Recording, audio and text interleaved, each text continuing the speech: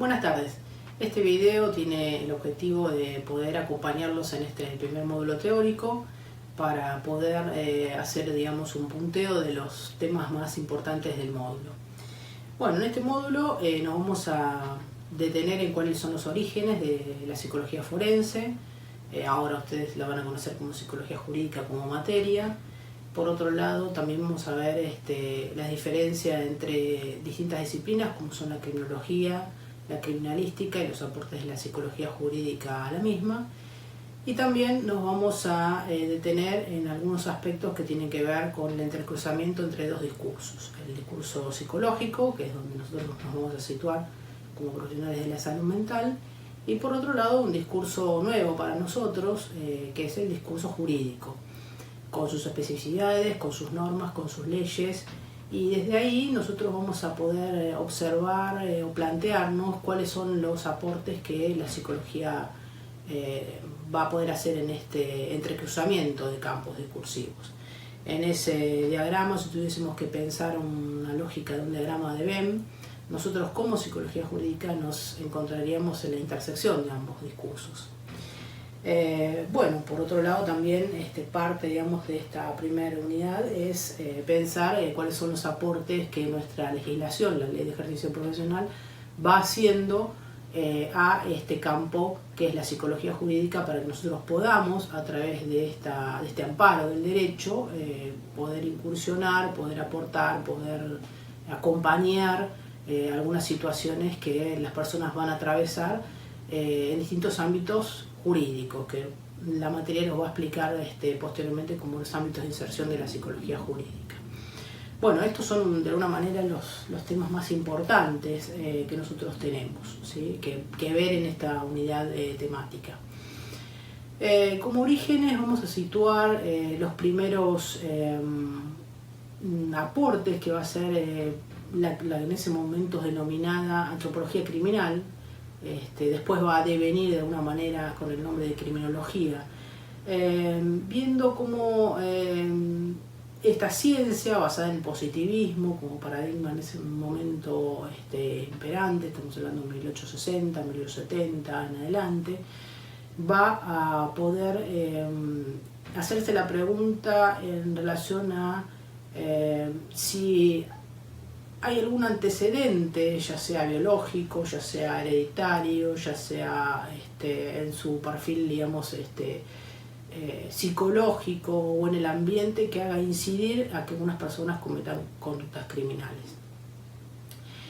César Lombroso va a escribir el primer tratado que se denomina del hombre delincuente, donde él va a hacer un recorrido en cárceles de todo lo que sería la Baja Italia, ¿sí? La Italia del Sur, y va a tratar de hacer a partir de observaciones un perfil de lo que va a denominarse como los rasgos, ¿sí?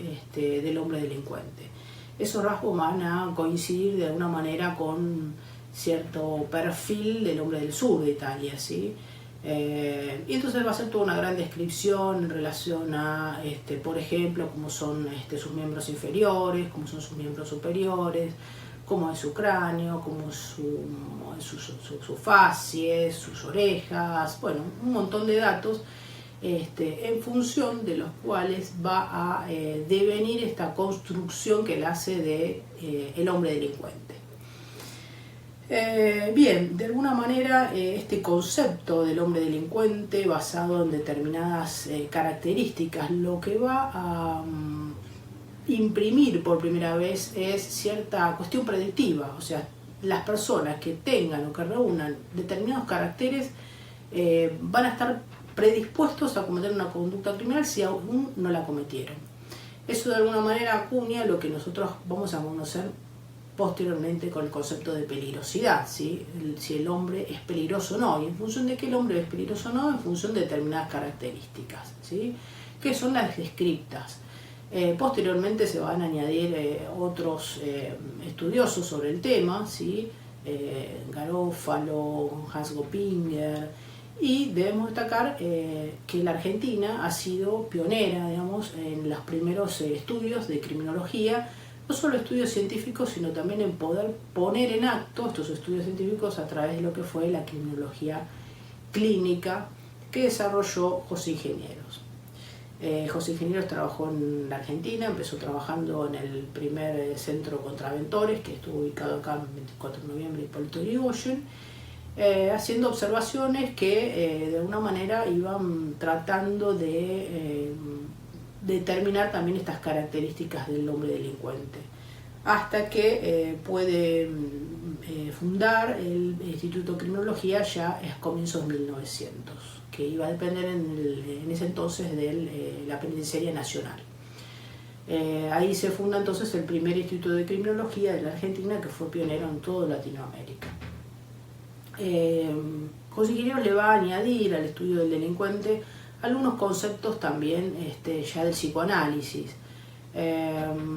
Entonces vemos como estos elementos van a ser fundantes, de alguna manera van a ser los primeros que podemos pensar, conocimientos que van a estar relacionados con esto que hoy nosotros conocemos como psicología jurídica y que en algún momento se denominó psicología forense. Ustedes van a ver a veces casi de manera indistinta descrita la materia. La diferencia por ahí fundamental, algunas de las diferencias fundamentales van a tener que ver con que en un principio lo que era psicología forense estaba como más circunscripto su conocimiento, su campo de aplicación a todo lo que tenía que ver con el aporte que se podía hacer desde lo tribunalicio, desde los foros que tienen que ver con la relación con la justicia, más desde por ahí el aspecto pericial o del aspecto, como dijimos, criminológico también, ¿no? Posteriormente se va a ampliar la nominación y vamos a ver que van a aparecer otros campos de inserción, que ya en realidad estaban, solo que no eran tal vez tenidos en cuenta con esta nominación, y son parte de lo que nosotros conocemos como psicología jurídica hoy, y ustedes los ven descrito en el práctico número 1 como los ámbitos de inserción de la psicología jurídica. Un breve repaso, ¿sí? El ámbito penitenciario, tribunalicio, el ámbito de las instituciones de menores, el ámbito hospitalario, fundamentalmente cuando hablamos hospitalario generalmente es más el trabajo hacia lo que es monovalentes, y también el ámbito de los consumos problemáticos de sustancia, con tal vez menor desarrollo en algo que tiene que ver con ámbitos de comisarías en nuestro país, que por ahí tienen más desarrollo en otros lugares del mundo, ¿sí? Esto de alguna manera como primeros elementos, ¿sí? Que van permanentemente apareciendo otras cuestiones, como en los últimos años fue el tema de violencia de género, como también fueron algunas cuestiones que aportó la ley de salud mental. Bueno, son campos, vamos a ver, los de la psicología jurídica, que están en permanente crecimiento por los aportes que puede realizar en cada uno de los ámbitos, ¿sí? La psicología del testimonio, dentro de lo que es lo pericial, bueno, todo el tema de cuestiones que tengan que ver con los consumos problemáticos y cómo se conciben los mismos de acuerdo a las legislaciones vigentes. Todos son distintos elementos que se van aportando con la conquista de alguna manera de los campos a través de los compañeros, los colegas que están trabajando en cada uno de estos ámbitos. Bueno, además otra temática que vamos a tener que pensar es ¿por qué hay un entrecruzamiento? ¿Con qué tiene que ver este entrecruzamiento? Y por qué ustedes van a ver en el programa de la materia tantas cuestiones que tienen que ver con lo jurídico. Por ejemplo, en esta materia ustedes van a aprender, bueno, cuál es el concepto de delito, van a aprender cuál es el concepto de inimputabilidad, van a aprender bueno, legislaciones que tienen que ver con la adopción, que tienen que ver con las temáticas de violencia de género, con obviamente la ley de salud mental, con cuestiones que tengan que ver cómo se regula, por ejemplo, la pena privativa de la libertad de las personas, o temáticas relacionadas también con los ámbitos de menores. Bueno, son temáticas que tienen que ver con cuestiones jurídicas. ¿Por qué? Porque bueno, nosotros trabajamos, los psicólogos jurídicos, como dijimos, en un entrecruzamiento de discursos. Nosotros vamos a realizar nuestros aportes, ¿sí?, al ámbito jurídico, y para ello van a ustedes incorporar elementos de distintas legislaciones que están que son pertinentes de alguna manera para entender cómo se desarrollan esos campos. Entonces, si pensamos en este entrecruzamiento de discursos, podemos decir qué comparten y en qué se diferencian. Bueno, como elementos que comparten es sujeto de estudio, tanto el discurso jurídico como el discurso psicológico comparten su objeto de estudio en relación a el ser humano, a ser la persona, ¿sí?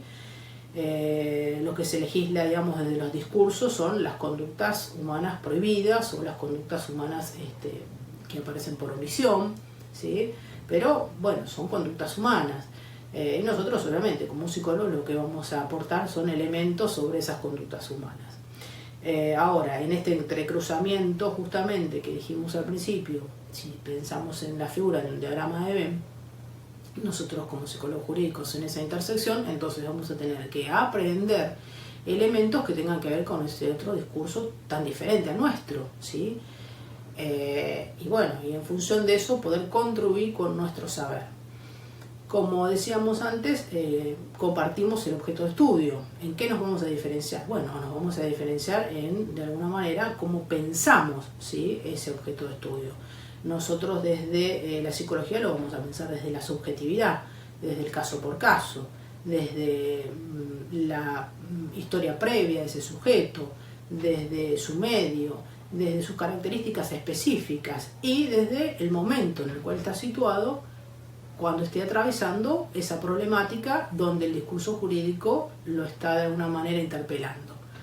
Mientras que el discurso que tiene que ver con lo legal, que tiene que ver con lo jurídico, con las leyes, que tiene que ver con todos estos campos de estas ciencias que también son ciencias sociales del derecho, no le va a importar la subjetividad de la manera que a nosotros, va a ir más sobre el objetivo, sobre la conducta y los elementos que tiene descriptivos en sus códigos, en sus reglamentaciones, en sus leyes, para poder desde ahí realizar, digamos, bueno, o impartir, digamos, justicia o realizar un veredicto. Bueno, se verá cuál será la situación que lo jurídico esté tratando de delimitar sobre ese sujeto. Entonces las miradas van a ser diferentes, ¿sí? Y nosotros lo que vamos a hacer aportándole a esa mirada diferente va a ser nuestro saber específico.